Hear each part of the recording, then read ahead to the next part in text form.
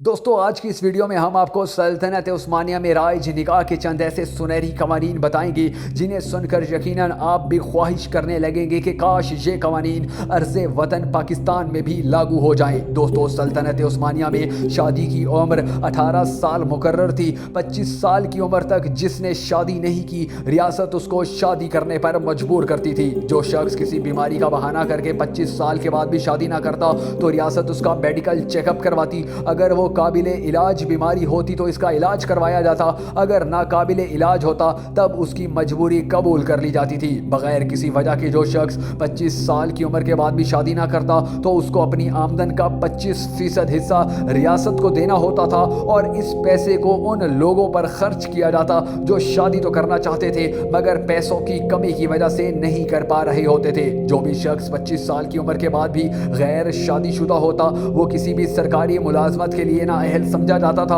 اور اگر وہ پہلے سے ملازم ہوتا تو اسے برطرف کر دیا جاتا۔ ہر وہ شخص جس کی عمر 50 سال سے اوپر ہو جاتی وہ صحت مند تندرست ہونے کے ساتھ ساتھ مالی لحاظ سے بھی دوسری شادی کے قابل ہوتا تو اس کو دوسری شادی کی ذمہ داری دے دی جاتی تاکہ وہ معاشرے کی ضروریات کو پورا کرنے میں اپنا کردار ادا کر سکے۔ اگر وہ بلا وجہ دوسری شادی سے انکار کرتا تو 1 سے 3 فقراء کی کفالت کی ذمہ داری اس پر ڈال دی جاتی تھی۔ جو شخص 18 سے 25 سال کی عمر کے دوران شادی کرتا اور وہ مالی لحاظ سے کمزور ہوتا تو ریاست اس کو اس کے گھر کے قریب ترین جگہ پر زمین کا ایک بڑا ٹکڑا دے دیتی تاکہ وہ اپنا گزر بسر کر سکے، اور اگر وہ کوئی ہنر مند ہوتا تو اس کو زمین کے بجائے 100 عثمانی لیرہ بلا سود 3 سال کے لیے قرض دے دیا جاتا۔ جو شخص 25 سال سے کم عمر میں شادی کرتا اور اس کا کوئی اور بھائی بھی نہ ہوتا جو والدین کی خدمت کر سکے تو اس کو ملکی دفاعی خدمت سے مستثنی قرار دے دیا جاتا، اور اسی طرح جس لڑکی کی شادی ہو جاتی